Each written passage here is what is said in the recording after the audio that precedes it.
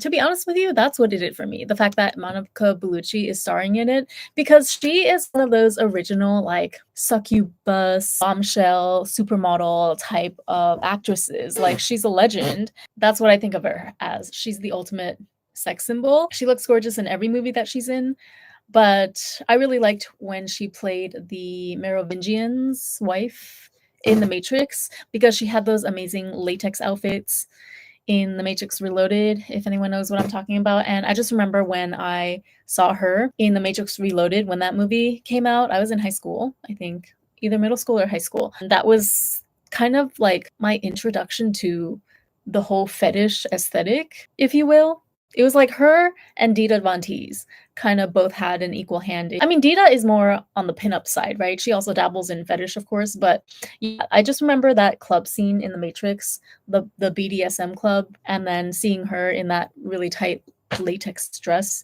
I was like, wow, who is that? She plays Beetlejuice's ex-wife or first wife, something like that, like his scorned wife, which is crazy to me because, okay, can I just comment? If you had Monica Bellucci as your wife, what need would you have for any other woman? Like, why would you become enamored with some random teenage goth kid of, the house that her parents moved into in the first movie?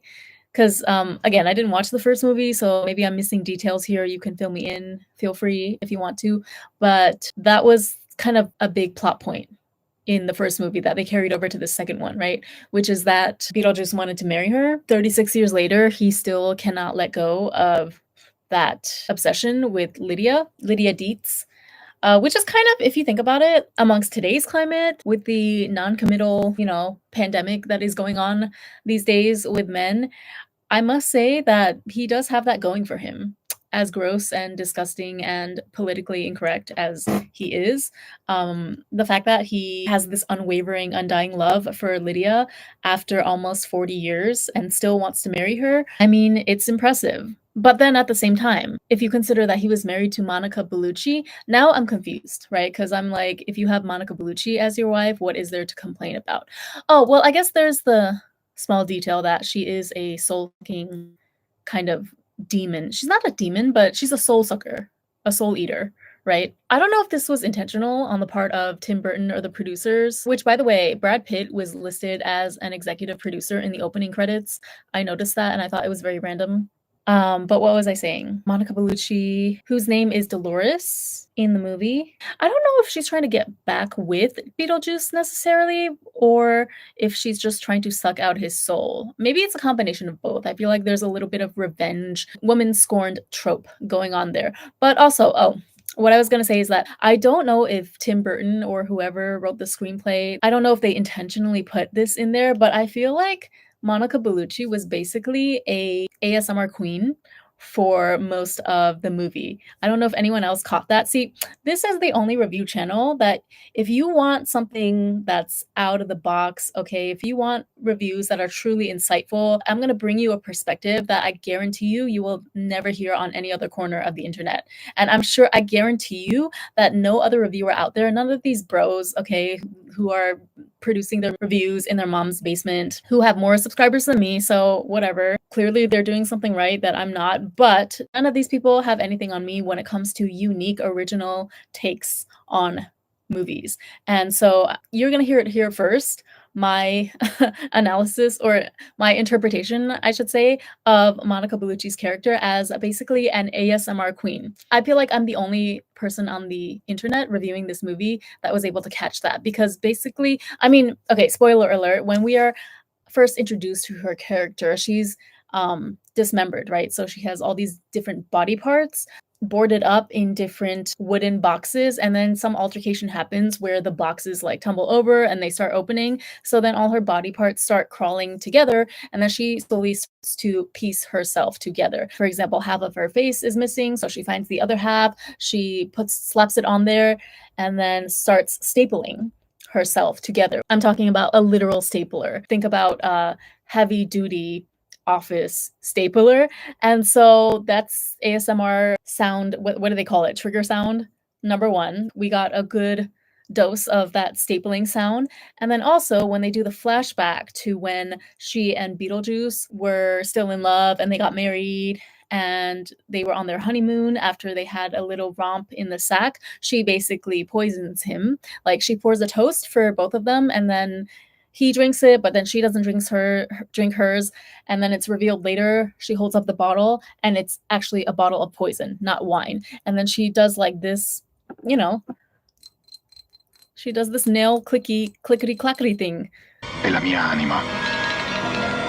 against the bottle of poison. And I was like, oh, ASMR queen, hello. This is totally a shout out to the ASMR artists out there. I don't care what anyone says. I got this little poster thing because they often give out freebies to people who, like the first people who go to see certain movies here in Japan, as long as supplies last, which tells me that this movie is probably not that popular here because it's been out for a while now. And so the fact that they still had enough posters to distribute one to me kind of tells me that there has not been that much viewership for this movie.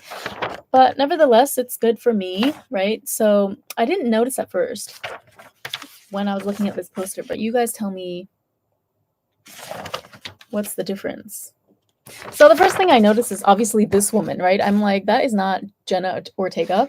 Like, who is that? And then I was like, wait a minute, there's another Japanese woman here. But then I couldn't tell that Beetlejuice and what's her name, the mom, I couldn't tell that they were also cosplayers. And in fact, everyone on this side of the poster is a cosplayer.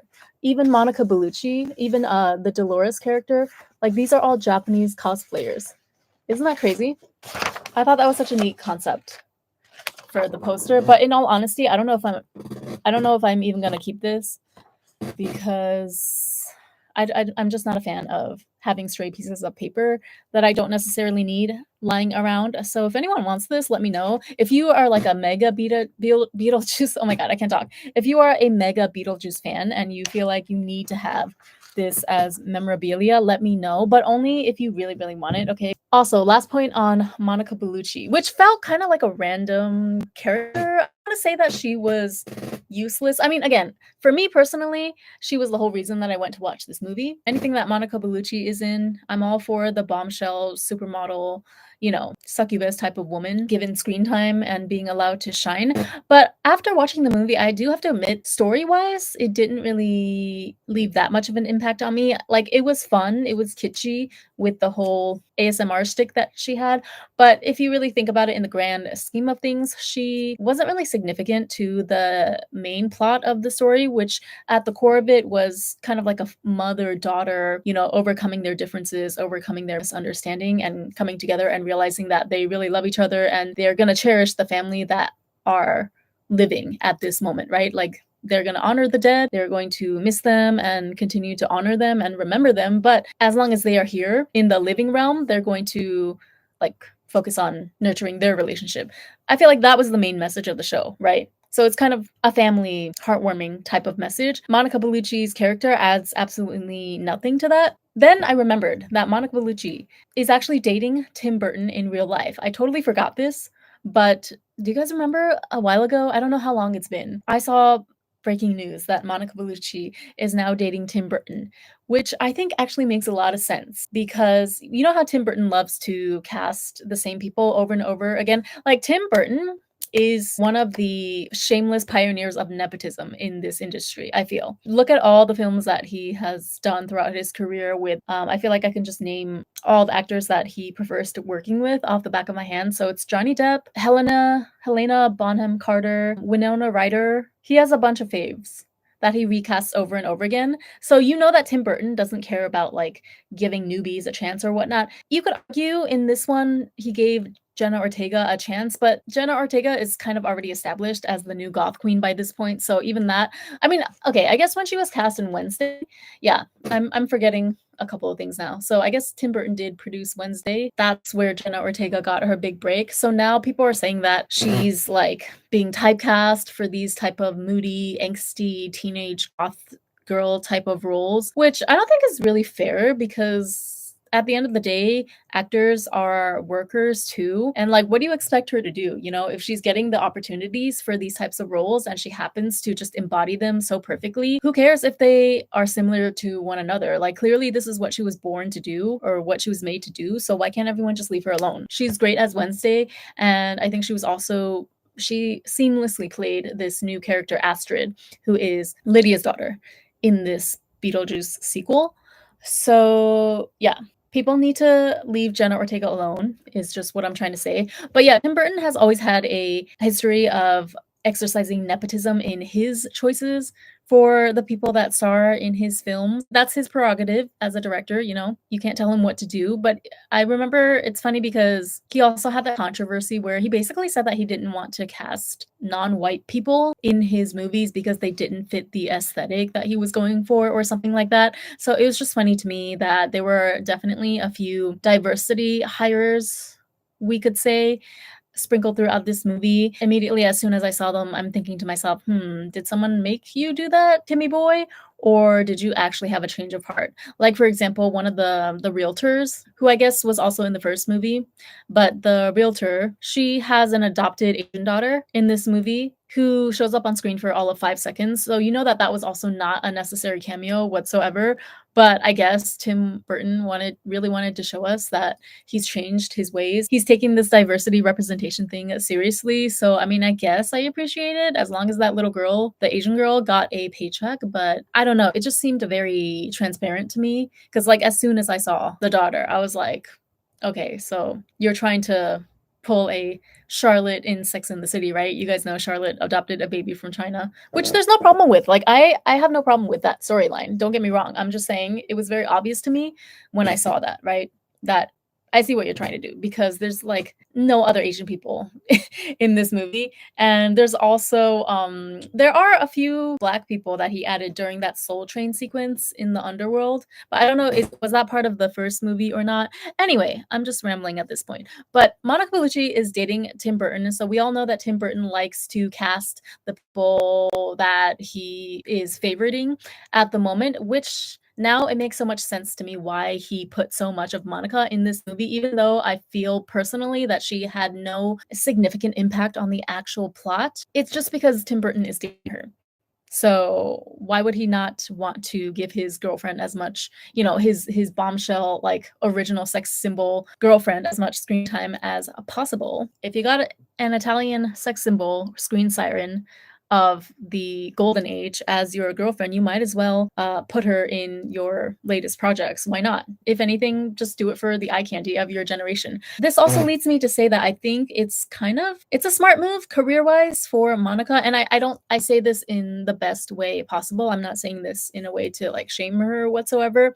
But I think for Monica's position, kind of like being an aging beauty in Hollywood, because she's still beautiful, right? She will forever be beautiful and sexy and all of those things. And I think it's great that she seems to really embrace aging. She's spoken out about this herself as well, that she is not really a fan of, or I guess like she herself doesn't partake that much in cosmetic procedures and whatnot. She prefers to age naturally. I cannot relate, but I respect her stance on it. And so we can see that in this movie, she looks like her age. You know, what is she, in her 60s now? But she looks amazing for her age. So I love how it's a good reminder of how you can truly be sexy and beautiful at any age, because feminine essence is something that comes from within. It's not just surface level.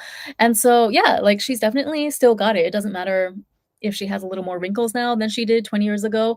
But I think the fact that because we live in the society that we live in, it's smart of her to get with an even older producer. Stereotypically, you know, it's kind of like the bombshell that's maybe a little bit past her prime. Again, I don't mean this in any derogatory way towards her, but I'm talking by Hollywood standards. Some would consider her to be past her prime. So it was a good move for her, I think, to go for like the older, disheveled looking, maybe not exactly on her level in terms of attractiveness director, but he's like a mainstay in the industry, right? He has a lot of pull in Hollywood. And so now, I mean, case in point, she stays booked okay, because she's connected to Tim Burton. So good for her. I mean, it's not that she couldn't date anyone younger. She's Monica Bellucci. She can have anyone she wants at any age she wants, but a younger man would likely not be able to do anything for her the way that a Tim Burton would be able to.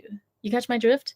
And Tim Burton used to be married to Helena Bonham Carter too, right? So she, like Helena, was also basically paid and booked for the entirety of her marriage to Tim Burton. I'm starting to like Tim Burton now, actually, now that I'm hearing myself talk, because like the fact that you keep your women paid and booked doing what they love without having to go through all the hassle of, auditioning and potentially putting themselves in compromising positions with all of these sleazy directors out here. He's just like, hey, look, you're my wife or you're my girlfriend at the moment, so I'm going to put you in my project and you can be safe while still doing what you love that way. Sounds like a real man to me. I don't know.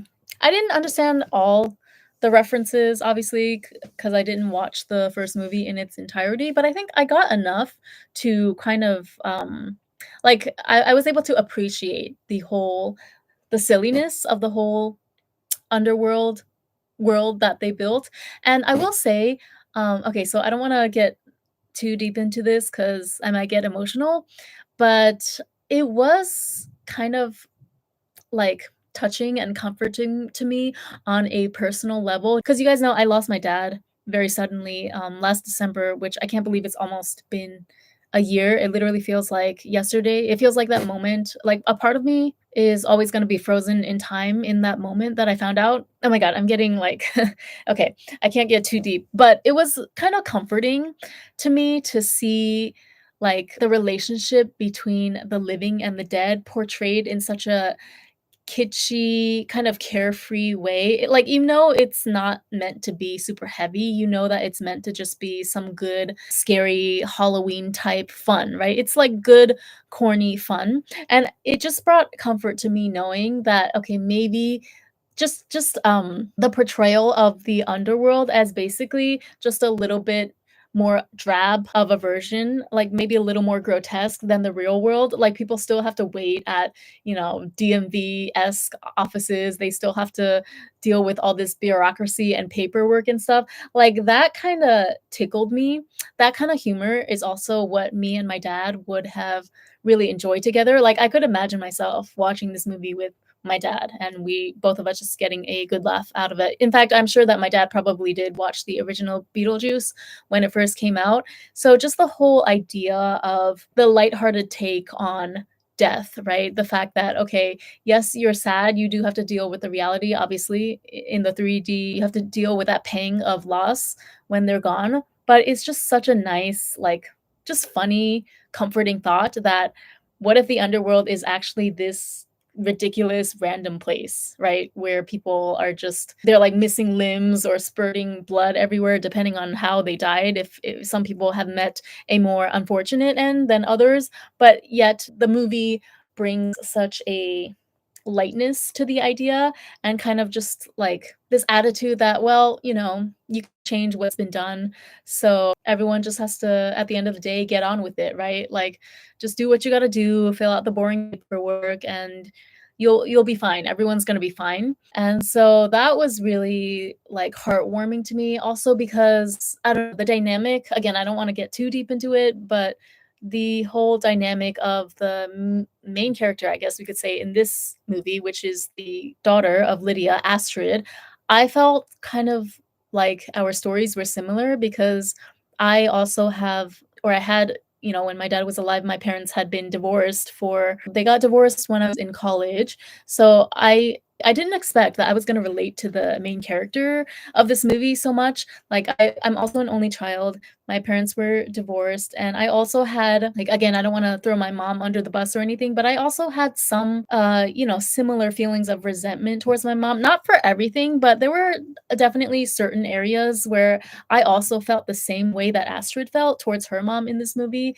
where the way that I felt, right? I'm not saying that this was her intention or anything, but I felt that, okay, you neglected me or you prioritized certain things above me. And how does that make sense? Like, I'm your daughter, that type of a feeling. I had a similar experience with my mom, and I also really, really love and miss my dad, of course, the way that the main character feels about her dad. in this movie. So yeah, it was unexpectedly very touching to me. And oh, so should we get into the merch? I was gonna save it for the end of this review, but I guess like it's kind of relevant, so I'll just pull out. I got one piece of merchandise from Beetlejuice.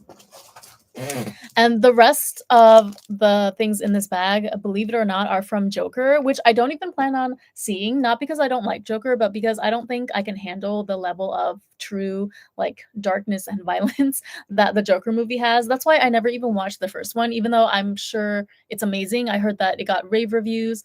Joaquin Phoenix, I think, is the one who portrays Joker in this particular series, right? Harley Quinn is played by Lady Gaga this time in the Joker Folia 2, which I'm not the biggest fan of that, to be honest with you. Like, not to be a hater or anything. I know that Lady Gaga is really talented. I do think she really deserves her success and whatnot. And I do think she was perfect in House of Gucci. Random. But I don't know if I like her as Harley Quinn. I don't know. Maybe if I saw her performance, I would change my mind because I'm very open, you know, as long as somebody gives a really good performance, like I'm open to the idea of changing my mind.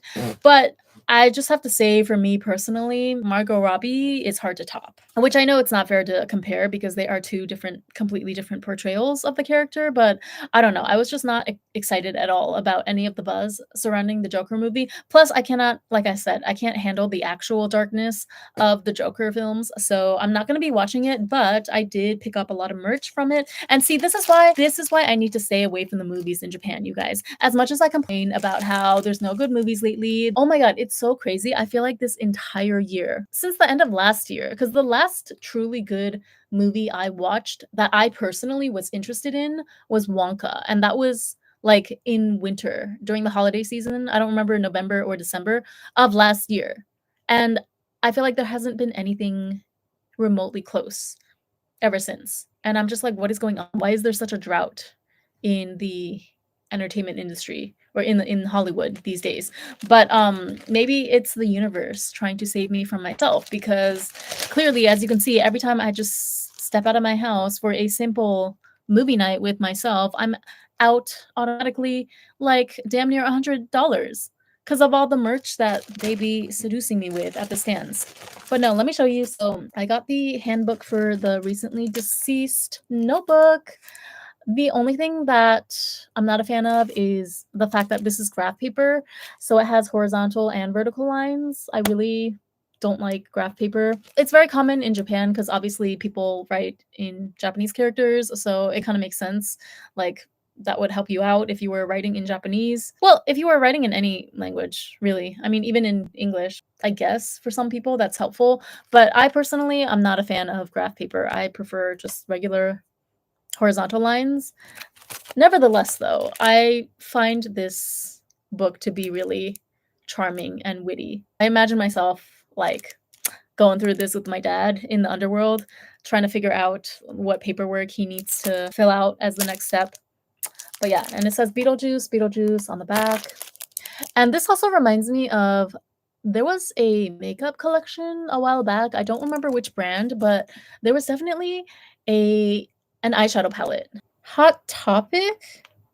No, I thought it was like a legitimate makeup brand. It's basically just the artwork on the front, which I like. So I already got my fix in this notebook. But yeah, this was the eyeshadow palette from Hot Topic, and I'm not a big fan of the layout with the coffins. I know it is very on brand for Beetlejuice, like it matches the whole aesthetic with the white and black stripes and whatnot, but it just feels a little too kids makeup-y for me. But yeah, I wouldn't be opposed to some more bougie brand coming out with a Beetlejuice collection. I was kind of disappointed that there weren't any merch pieces of the little worm thing. What's it called? A sandworm? The worm with the two heads, like the two mouths that are embedded in each other. Because I would have probably paid money for that if they had a little, I don't know, like a pen or something of sandworm, but they did not. Or maybe I just got there too late. But again, I don't think this movie was that popular here in Japan, so I can't imagine the merch would be sold out. But yeah, what else? Spoiler alert. I thought that the whole subplot, well, I guess it was the main plot, but I thought that the whole storyline with Jenna Ortega, Astrid, falling in love. Love is a strong word, but having a little romantic dalliance, shall we say, with that neighborhood kid, the mysterious neighborhood kid who turned out to be the ghost of a boy who committed double homicide on his parents and then later died himself trying to fling himself out the window, broke his neck on a tree or something. I don't remember the details. Sorry, spoiler alert. But yeah, her whole dalliance with that Jeremy ghost kid boy, I could not have asked for a more perfect metaphor on how these dusty men out here with nothing to offer you will literally prey on the goodness and the kindness of women's hearts, and they will use that to lure us in so that they can suck our life force energy out of us. They could have not have portrayed that scenario more perfectly in this video. Again, I don't know if it was Tim Burton's personal agenda necessarily, but it was definitely giving dusty bum energy to me. And I knew that Jeremy kid was not good news from the start, okay? Because he was just a little too cute, a little too suave. And I, as a woman of a certain age, although I look no older than 25, can see from a mile away. I can recognize game when it's being ran from a mile away, especially the smoother that they are, okay, the more suave that they are with their words and their gestures, the more you need to watch out because that means that they have rehearsed this over and over again to the point where they've got the act down to such a T. If they're not even faltering in your presence, that's suspicious, okay? That's weird. That's suspicious. That's suspicious. That's weird. If he really was interested in Jenna Ortega's character, sorry, I keep calling her Jenna Ortega, but Astrid, the character that she plays in the movie, if he really was into her like that, like if she really did it for him like that, don't you think he would be a little more nervous? Okay, don't you think he would be tripping himself over himself a little bit more in her presence? But he was so smooth with it and he didn't trip up at all. So that immediately gave me pause. Like there's something fishy going on here. And then also the fact that they didn't show his parents' faces when he brought her back to his room. His room looked like a time capsule that was frozen in the 90s, which makes sense when you find out later the backstory, which is that he was actually the ghost of a kid that unalived his parents in the 90s and then ended up unaliving himself unwittingly. But yeah, like everything about their entire interaction is, as far as I'm concerned, a warning. It was a piece of fine interpretive art balanced in with a bit of Halloween kitsch, okay, that I want every young girl out there to watch so that they can be forewarned that this is what will happen if you give men access to you and to your life force energy without making them properly pay for it, okay? Because they're going to trick you and they're going to take from you and you won't even know what hit you in most cases, especially if it's like your first time experiencing these butterfly type of feelings. Also, the fact that he took her back to his house, okay, so he can't afford like a fine dining experience the way that a young lady deserves. I mean, I get that they're in high school, so okay, fine. Maybe we don't expect him to take her to a five-star restaurant, but they gotta go somewhere for a date. He needs to take her out to a sit-down place for dinner, is what I'm trying to say. She should never have agreed to go back to his house. And isn't that what I always tell you girls? Like, you never accept a man's invitation to go back to his house, even if he really does have intentions of just cooking for you or whatnot. That is a broke bum, dusty move. Okay.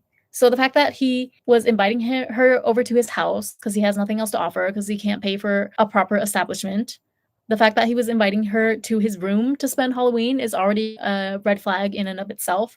The fact that he was way too smooth with it, always knew the exact things to say, the exact, come hither looks to give her, not faltering one bit, that was suspicious because it shows me that he doesn't actually like her like that. He was just always planning to use her all along.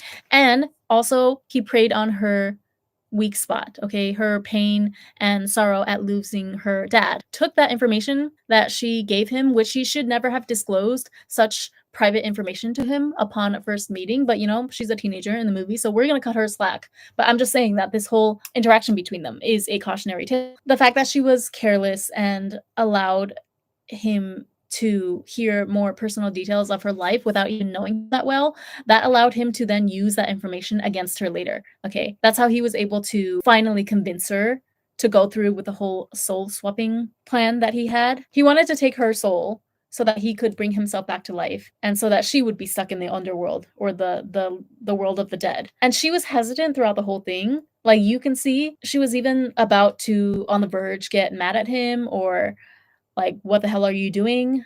That's the type of vibe that she was giving off. But then that's when he went in with the killer shot, which was to use her own sorrow, like her own pain against her by saying that, well, if you do this, you'll be able to see your dad. And that's what sent her, that was the last, whatchamacallit, not straw that broke the camel's back, but that was the last like piece of persuasion that she needed to hear to give in to his entire plan. But then I thought that the way that they got rid of him was a little bit abrupt, which I'm not too bothered by because that's kind of the whole point of this movie is just to be totally random. We're not too concerned about, I'm going to butcher the pronunciation of this term, but deus ex machina in this movie because that's not the point. It's supposed to be random. It's supposed to have like non sequiturs everywhere and deus ex machina, God from the machine, you know, very convenient save the day type of scenarios or characters thrown in. But even so, I felt like it was a little too convenient for a trapdoor to just open up beneath him and then he falls into the pits of hell, I guess, is what that was supposed to represent because he falls into this pit of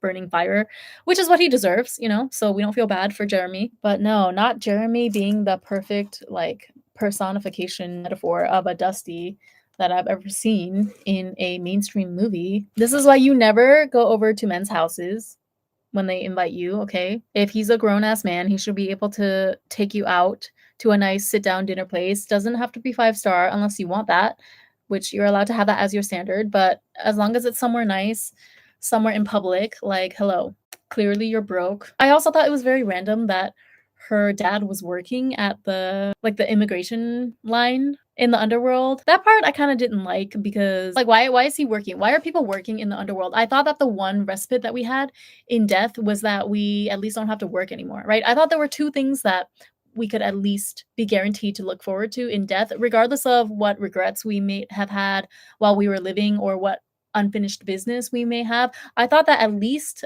we won't have to work anymore. And then number two, that we won't have to pay taxes. Can we not have anything for ourselves is what I'm trying to ask. Even as a specter, even as a ghost, come on now. Like, why was her dad working in immigration? I don't understand. I don't like the thought of my dad having to work at some random counter in the underworld. No, he should be kicking it with like my grandpa and other people that have already passed in my family that were close to us. But anyway, Winona Ryder is she was just very like alarmed throughout this whole movie. I felt like I was watching an extended version of that meme of her up at the Oscars or some awards show. I don't remember exactly which one. You guys know the meme that I'm talking about where she's like looking around with crazy eyes, her eyes darting back and forth. I don't know if that was part of a skit or something. I feel like it was a skit. I feel like there's no way that she actually acted that way up there during a serious acceptance speech or something. But yeah, I felt like this movie was basically just her doing that to the nth degree, which I don't necessarily even put that on her. I'm sure that's just the way that she was directed. I saw her talking in an interview about this movie actually, and it seems that she was not necessarily in agreement or agreement with the direction that they took her character Lydia. Like she was basically expressing how she never imagined Lydia to have a kid. She didn't think that it fit for Lydia to kind of turn into this like manic depressed anxiety prone person who is basically just a talking head. She's being used, I mean, like by the end of the movie, they get rid of this person, and they Beetlejuice exposes his true intentions by putting the truth serum in him. But like her fiance, what's his name, Rory, who is a TV producer, right? He's basically using Lydia as a puppet in this sequel to host this paranormal ghost show. But you can see like it's all just part of his plan to use her, right? It's not because he actually loved her or cared about her. He just recognizes that she's like the talent that will draw in viewers. And so she's being used as a pawn with that TV show. And I just, yeah, even though I never saw the first movie, I could gather pretty much from all of the like review movies that I've seen, as well as Winona Ryder's own interview that that's not exactly what the character was meant to be originally. It seems like originally she was very headstrong and like very independent. Um, I don't know about personality wise. Like, I don't think she was bubbly or anything because she was portrayed as this goth child, but it seems that she really was, grounded in her own like ideals, and you couldn't convince her to do something that she didn't want to do in her life. That's the vibes that her original character gave me. So I also thought it was kind of strange that they just turned her into this like, middle-aged, mom who is having trouble with now her angsty teenage daughter. And yeah, they kind of just let her devolve into this trope of like a middle-aged goth, right, who has lost some of her feistiness, some of her independence. They even kind of allude to it a little too directly in the movie for my taste. Like, I thought it was a little too on the nose. There's this scene where Lydia is talking with her mom, and her mom is like, where's that angsty goth girl that would give me all this attitude when she was a teenager? I want that girl back, right? Like when Lydia was just expressing her terror and her PTSD at seeing visions of Beetlejuice again, and she was like, "Shh, don't say his name," Her mom was kind of like, "What happened to you? You used to be so like fearless and brave, and now look at you. What are you so scared of?" That type of a vibe. I want to know what the original fans think of the evolvement of the character. I feel like that would be the more accurate take on it, I believe, because at the end of the day, I mean, I'm just coming into this whole franchise as a newbie, but yeah, I did feel that her character was a little bit too much of a worrywart. They made her into too much of a worrywart throughout the entire movie. I still have no idea what Beetlejuice's whole operation is. Like, what is he there to do?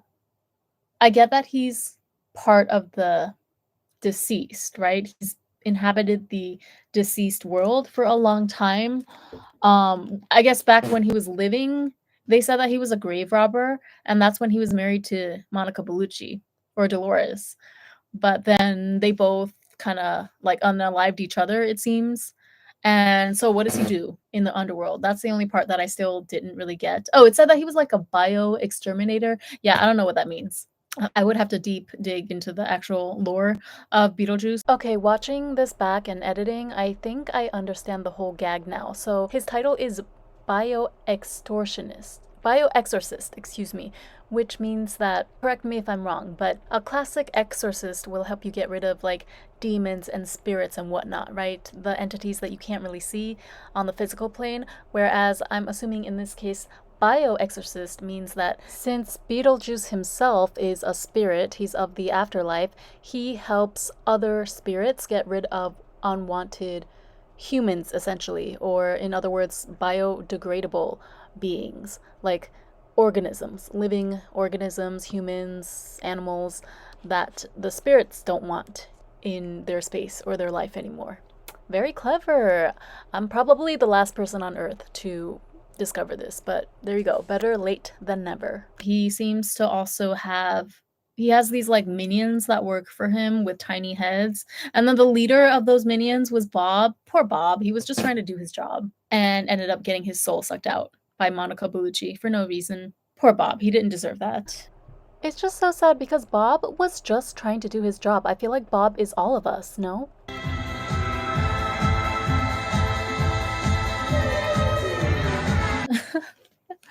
But yeah, that's pretty much all I have to say about Beetlejuice. But yeah, Jenna Ortega really shines in these types of roles. I'm happy for her. I think she needs to just ignore the naysayers and, the crabs in a bucket trying to criticize nothing. You're criticizing Air.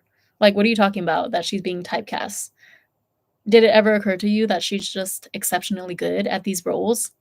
Like, Jenna Ortega's face looks like it was handcrafted to be cast in Tim Burton's movies. She just has that Tim Burton look. She's like a human embodiment of, yeah, like the Tim Burton claymation type of characters. I'm even thinking about Corpse Bride. Like, Jenna Ortega could totally play Corpse Bride when she becomes a little older, maybe in her late 20s. She could totally be the live action Corpse Bride. All right, now let's get to the Joker merch. I low-key cursed the fact that I even saw the Joker sand from the corner of my eye because I was just focused on going to the Beetlejuice section, okay, so that I could find maybe something with a sandworm on it.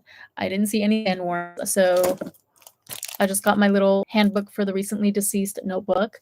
They also had Wednesday merch there, which again kind of speaks to how much Jenna Ortega is single-handedly dominating these roles. She has a monopoly on like the angsty teenage slash early 20s goth girl. I mean, say what you want, but she definitely has a monopoly on that character, what's it called?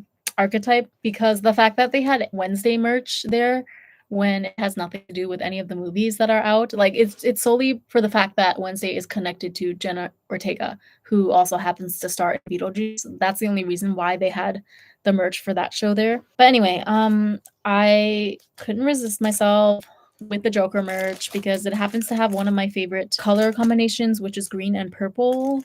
I don't know, it's just gangster to me, this color combo. So I got this pin, and I love the little J stylization too, because you know my first name Jean starts with a J. Billie Jean is not my lover. So yeah, anything with a J, I'm automatically, my defenses are weakened towards, you know. And then I got these stickers, which is always, I feel like, the worst purchase that you can make in terms of value, because stickers are literally like I'm paying for pieces of paper with sticky agent on the back of it, and they upcharge so much for these stickers. They're like, oh, die cut sticker. No, it's literally pieces of laminated paper with a sticky side. That's it. And you're paying like, how much was this even? 600? No, this was 700 yen. Look, 700 yen for 1, 2, 3, 4, 5, 7 stickers. But I like this J though, and the Joker, and I love purple and green, okay? It's just the monster, quintessential monster color combo. It's perfect for Halloween, especially if you don't like orange. Not that I don't like orange, but it's cliche, you know, like the whole pumpkin thing. So if you want something Halloweeny without having to rely on orange, I feel like purple and green is your best bet. Then I got this clear pouch thing. Again, it has the green and purple, and I also love the zipper with this like Pierrot clown face. Let me open this actually. Just a vinyl pouch that they charge 1,500 yen for. You know what gets me about the movie merch here in Japan? It's like they price it just high enough for you to feel the pain, but not high enough to deter you from actually buying it. It's like they purposely raise it up to that pain point where you're like, ooh, it kind of hurts to be paying 1,500 yen for this basic ass, like, made in China vinyl pouch. It even smells like the classic, smells like toxic fumes. You know what I'm talking about? Like this material. And yet, because it's Joker IP, they get to charge 1,500 yen for this. How's that legal? Is what I want to know. But yeah, the zipper is what sold me on this one. And then last but not least, I got this coin pouch thing of the Joker mouth because I have this fantasy that I'm gonna do like Joker inspired makeup. Don't worry, it's not gonna be anything crazy. I'm not gonna put like white face paint on or anything, so don't get your hopes up too much. But I was thinking of doing just kind of like a cute little, you know, female Joker version of the Joker makeup, just because I want to use the colors green and purple together. And I was thinking like in the video, or if I make a TikTok or a reel with that makeup, I could put this up against my face, like my mouth, and then reveal the rest of my makeup. I don't know. The idea sounded good in my head when I was at the stand, desperately searching for any reason to justify these purchases, but now I'm not sure. But I don't regret anything though. I regret nothing. This one I actually feel was worth the price. It's 1,650 yen, which is still a lot to be paying for just, you know, a plastic pouch essentially made in China. But at least the design aspect is very original, I feel like. It's very unique, right? It's like the mouth of the Joker. And is this supposed to be Batman, this shape here? I feel like it's supposed to mimic a bat. And then just says the Joker on the back.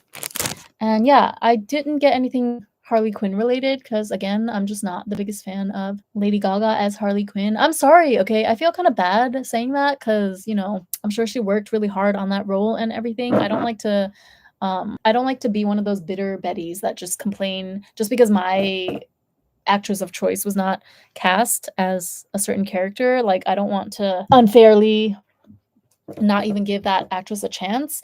But I really, really don't vibe with Lady Gaga as Harley Quinn. I just don't see it at all. Like she just doesn't have the edge in my book. It's just my opinion, but she gives off, you know, I say this with love, try hard theater kid vibes. And you can't have somebody who gives off those vibes play Harley Quinn. You need to have someone that is actually like a little bit crazy and unhinged. I would rather take Megan Fox as a Harley Quinn over Lady Gaga.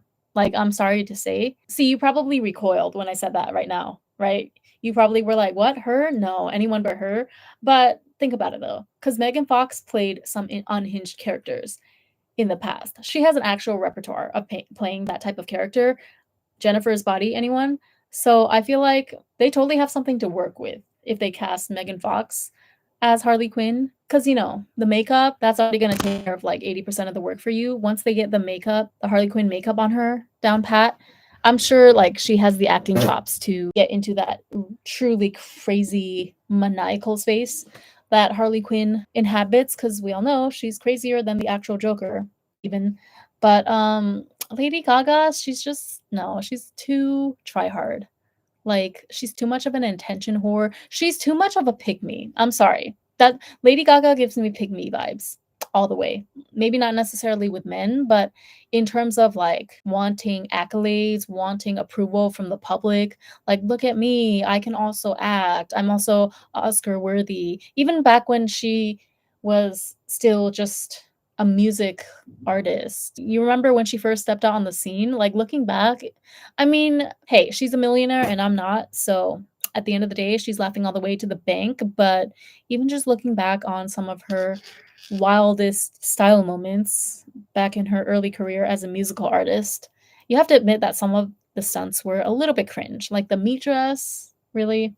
Anyway, sorry, I'm done ragging on Lady Gaga. But yeah, that's all I have to say about these two movies, one of which I did quite enjoy. I thought it was the perfect Halloween flick, Beetlejuice, and it kind of just gave me that unexpected, again, that warm, fuzzy feeling as somebody who has recently lost her dad. Just the idea of him like frolicking around in this underworld, trying to just deal with, honestly, just a more bleak color scale version of the real world. It just made me chuckle inside. The thought of my dad like having to navigate the bureaucracy and the long lines and whatnot in the underworld. It reminded me of his reaction to such things when he was living, right? And that was always, you know, those are memories that like I'm gonna cherish forever. So yeah, it was a nice little feel good Halloween movie, if I could sum it up in one phrase. And the set was really charming as well. It really gave me that throwback 90s feel, or I guess 80s, late 80s in this case. But like even the you know, the opening sequence, the music and everything, it had that Tim Burton magic as well. It wasn't as off kilter as Tim Burton was in his heyday though, which I think you can say that for any of his more recent works. I feel like his true like the strange touch that he brought to his movies kind of ended with Sweeney Todd. I feel like that was the last one that truly captured the morbid, like absurdist, grotesque imagery that he was always known for.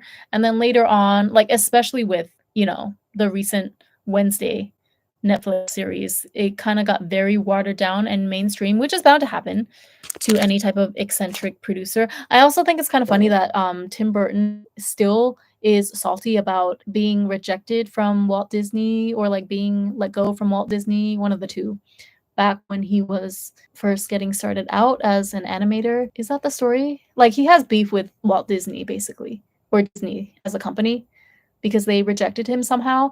And it's just funny how no matter how old or how accomplished a man gets, he's still going to not be able to let go of his petty little ego about things long past. Because there's even a scene in this movie which takes a direct, blatant dig at Disney. I think the realtor said something about no Disney in reference to like her kids' Halloween costumes or something. She was like, "Oh, but there's only one rule, no Disney."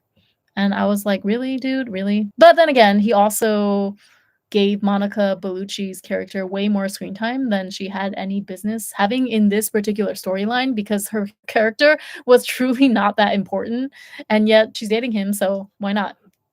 I'm not complaining. Again, I went to see this movie solely for the reason that I heard Monica Bellucci was going to be in it. But yeah, it was a cute movie. It didn't make me like super interested in the Beetlejuice universe, though, I will say. I think that's one of those things where you would have had to be there to really experience the true hype of the moment. I'm talking about 1988 when the first movie was released. Yeah, like it was a fun movie. I won't say it's forgettable at all because I still knew the Beetlejuice character, even though I never watched the original movie. Like I've known of that character my whole life, but I just have I feel no emotional tie to this world or any of the characters whatsoever.